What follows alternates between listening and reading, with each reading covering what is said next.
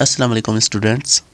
जैसा कि poem don't quite poem number 2 का हमने 3 एक्सरसाइज कंप्लीट कर लिए थे और आज हम एक्सरसाइज नंबर 4 जो हमारे पास क्वेश्चन आंसर्स हैं एक्सरसाइज नंबर 5 और 6 को भी सॉल्व करेंगे। So let's start.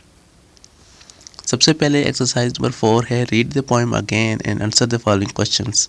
हमें पोएम को पढ़ के इसको क्वेश्चंस के आंसर देने हैं। क्वेश्चन नंबर 1 है what is the poets message in the first stanza. पहली स्टेंजा में पोइट जो शायर है वो हमें इसमें क्या सीख देना चाह रहा है, कौन सा मैसेज हमें देना चाह रहा है। ठीक है, तो the poets message in the first stanza is that a man should not quite when he made mistakes, when life becomes difficult, when he is being placed under his responsibilities, he should focus on his goal and work hard to achieve success.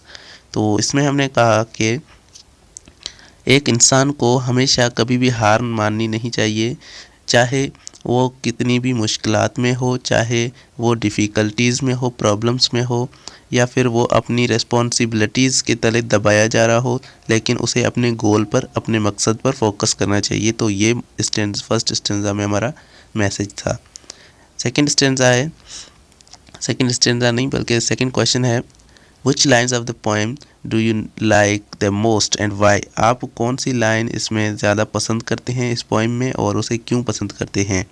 तो when he might have captured the victor's cup and he learned too late when the night slipped down। तो ये हमें लाइनें पसंद हैं मिसाल के तौर पे, तो हमने इनको लिखा है और हम ये बता रहे हैं कि ये लाइनें हमें क्यों पसंद है। तो I like the above lines, मुझे ये इसलिए पसंद हैं because the lines tell us about our mistakes. ये लाइन हमें हमारी ही मिस्टेक्स हमारी मिस्टेक्स को बताती हैं कि हमने क्या मिस्टेक्स की हैं। We give up when we face problems, जब हमें प्रॉब्लम्स आती हैं तो हम गिव अप कर देते हैं, हार मान लेते हैं। At last we realise that we might have got success, और आखिर में हमें पता चलता है कि हमें तो अब तक कामयाबी मिल चुकी होती अगर हम डटे रहते तो ये हमारी सेकंड क्वेश्चन था। थर्ड क्वेश्चन है write the central idea of the poem. हमें पोएम का सेंट्रल आइडिया लिखना है। तो in this poem the poet want to say that everyone in this world has problems. Poet इसमें हमें कहना चाहता है कि हर किसी की लाइफ में प्रॉब्लम्स होती हैं, मुश्किलातें होती हैं। We just give away for our goals because of those problems, और उन प्रॉब्लम्स की वजह से हम अपने गोल्स को भूल जाते हैं, गोल्स को छोड़ देते हैं, मकसद को ही छोड़ देते हैं। We should not give up, we should try again and again to achieve our goal. हमें ट्राई करना चाहिए, हमें हार नहीं माननी चाहिए, हमें ट्राई करके उसको अचीव करना चाहिए गोल को, अपने को। ठीक है, नंबर 4 है find similes metaphors and alliterations in the poem. Poem के अंदर जो भी सिमिलीज मेटाफर्स और अलिट्रेशंस आए हैं उनको हमें यहाँ पर लिखना है। तो सबसे पहले हमने सिमिली एक हमने लिखा है। सिमिली है when things go wrong as they sometimes will. जब चीज़ें ख़राब हो जाएं तो वो कभी कभी मतलब ख़राब हो जाती हैं। तो एज लगा हुआ है, आप यहाँ पर देखें एज लगा हुआ है, तो इसका मतलब ये है कि ये सिमिली है। ठीक है, ये एक चीज़ की दूसरे से कंपैरिजन है, और इस लाइक और एज के बिना पर जो कंपैरिजन की जाए उसे सिमिली कहते हैं। दूसरा है metaphor, success is failure turned inside out. यहाँ पर मेटाफोर यूज़ किया गया है कि success is failure. Success is failure मतलब जो कामयाबी है वही नाकामी है। सक्सेस इज़ फेलियर बट लेकिन उसमें छुपी हुई है, लेकिन ये क्या है, मतलब दो अनलाइक चीज़ों को ये क्या कर रहे हैं, कंपेयर कर रहे हैं, लेकिन इसमें लाइक और एज यूज़ नहीं किया, उसका डायरेक्ट कंपेयर कर रहे हैं। थर्ड है alliteration, life is square with twist and turns. तो ट्विस्ट एंड टर्न्स यहाँ पर सेम आवाज़ आ गए हैं, तो यहाँ पर ये होगा अलिट्रेशन। नंबर 5 क्वेश्चन है हमारा discuss how the poem help the reader to be optimist in every situation. तो हमें ये पोएम कैसे यकीन दिलाता है कि हमें मतलब हर सिचुएशन में सही रहना चाहिए, मतलब संभल के रहना चाहिए। तो the poem help the creator to be optimist in every situation of life, repeatedly it bounds them to continue their struggle. ये हमें अपने मतलब हमें ये याद दिलाता है कि हम क्या करें, अपने स्ट्रगल को कंटिन्यू करें, अपने जो जदोजहद हम कर रहे हैं उसे जारी रखें। Come what may happen they should not give up in their efforts. उनको अपनी एफर्ट्स को गिव अप नहीं करना चाहिए। To face the challenges of life positively in the main purpose of the poem. Life के चैलेंजेस को face करना, positively face करना, ये इस पोएम का मकसद है। नंबर 6 है what effect does the poem create in the readers mind. ठीक है। तो रीडर पे पढ़ने वाले पे क्या ये पोइम क्या इफेक्ट क्रिएट करता है, मतलब क्या असर करता है। The poem create a positive effect on the reader, it motivates the reader to work hard and achieve his goal. ये क्या करती है, ये पोइम एक पॉजिटिव इफेक्ट करती है रीडर को, और ये उसको मोटिवेट करती है हार्ड वर्क करने के लिए और अपना गोल उसको अचीव करने के लिए ये मोटिवेट करती है। Number 7, what is the message of the poem. इस पोइम का मैसेज क्या है। The message of the poem is that one should be determined, preserved, optimist and should have a will power. हमें क्या होना चाहिए, डिटरमिन होना चाहिए, प्रिजर्व्ड होना चाहिए, मतलब एक ही मकसद हमारा होना चाहिए, फैसला हमने एक बार ही करना है और उसको हम मतलब विल पावर से उसको अचीव करना है। He she should not give up while times goes against her, जब उसके वक्त उसके खिलाफ हो जाए तब भी उसको गिव अप नहीं करना चाहिए। Should wait, never should quit, at last he will achieve is utmost success. आखिर में उसको कामयाबी मिलेगी अगर वो हार नहीं मानेगा तो। नंबर 8 है, why does the poet term life quite twist with terms. तो इसका मतलब क्या है, ये ट्रम इसने पोइट ने क्यों यूज़ किया है। The time the poet terms life choir with twists and turns in order to tell us that the life is full of ups and downs, so we should not be worried while ups and downs come in our life।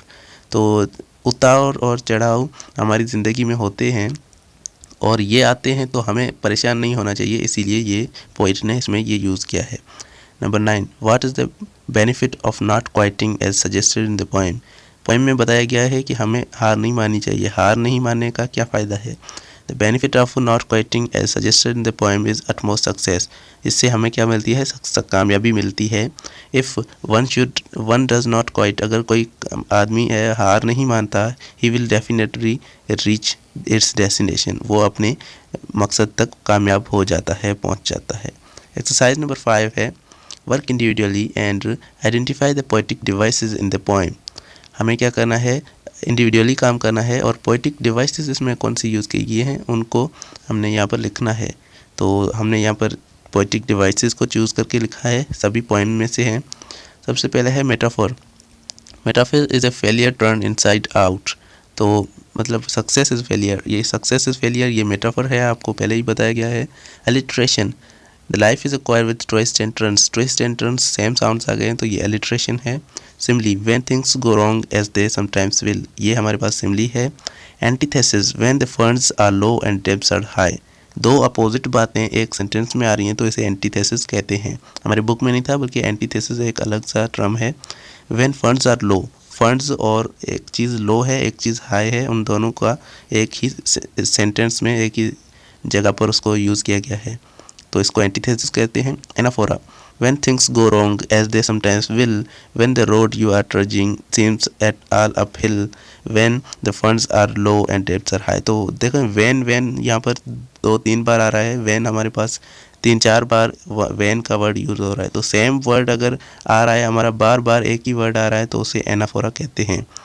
6 है personification, the silver tent of clouds of doubt. ये personification है हमारे पास क्योंकि ये हम doubt जो है वो इंसान की क्वालिटी है, हमने क्लाउड्स को दी है तो ये क्या है, पर्सनिफिकेशन है। एक्सरसाइज नंबर 6 है, इसको हमने पोएटिक डिवाइसेस और ये सभी इसमें लिखने हैं एस्पेक्ट्स जो हैं पोएम के। नंबर 1 है poetic diction. In the poem the familiar words are used, the vocabulary is simple and figurative, so the many figurative devices are used, the poet enjoys while using the concerned diction in the poem। तो इस poem में एक बहुत ही मतलब simple words use किए गए हैं और ये इनका मतलब पोएम का इंट्रोडक्शन है कि पोएम किस तरह का लिखा गया है, तो पोइट इसमें एंजॉय करता है, अच्छी डिक्शन इसने लिखी है। उसके बाद है true theme. The theme of the